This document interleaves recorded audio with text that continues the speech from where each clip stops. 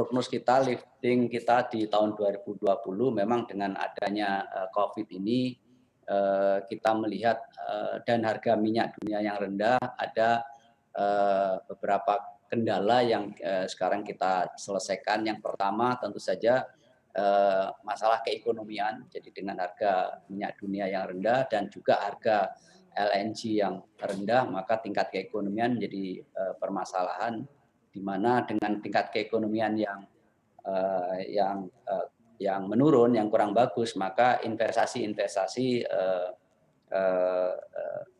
di hold, dan kita sedang review untuk bagaimana supaya dia bisa jalan dan tidak terjadi pengurangan. Namun demikian tetap aspek investasi yang dilakukan, kemudian kendala mobilisasi sumber daya manusia dan sumber daya yang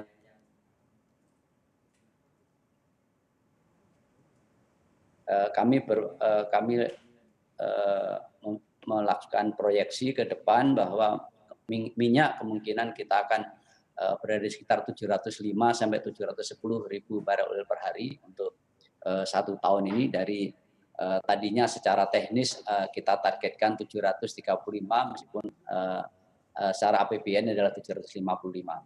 Jadi kira-kira ada 8% kurang lebih dampak dari COVID dan harga minyak yang rendah ini. Yang kemudian yang cukup besar adalah di gas, karena di gas ini di samping permasalahan tingkat keekonomian investasi, yang serapan juga sangat rendah dengan adanya kegiatan COVID ini.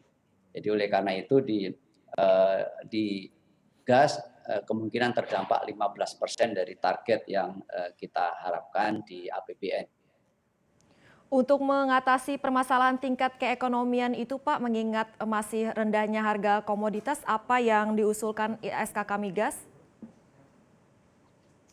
Dari yang pertama kita mereview bersama K3S dan mendiskusikan tentang rencana-rencana kerja 2020 yang pada umumnya awalnya mereka berencana untuk menunda karena terkait tingkat keekonomian tadi. Tapi kita berusaha meyakinkan bahwa ini kan kemungkinan tidak terlalu panjang, seperti juga tadi kita dengarkan sama-sama analisa bahwa OPEC sendiri sudah menyepakati pemotongan produksi, dan minyak juga untuk Brent sudah berada di atas $40. Tentu meskipun masih kita lihat sisa dari 2020, tapi kita ini melihat bahwa saya kira dalam waktu dekat akan segera kembali kepada harga minyak yang bagus. Jadi kita coba review itu, dan dengan melihat tren seperti sekarang, K3S sudah mulai aktif kembali sekarang untuk melaksanakan kegiatan-kegiatan investasinya. Kemudian yang kedua, kita juga melaksanakan upaya-upaya untuk mendukung K3S agar mobilisasi orang, mobilisasi barang bisa diberikan pengecualian baik oleh Pemda dan maupun pemerintah pusat, dan so far dukungan dari pemerintah pusat dan daerah cukup bagus untuk kegiatan industri hulu migas ini. Kemudian yang ketiga, kita juga mengajukan beberapa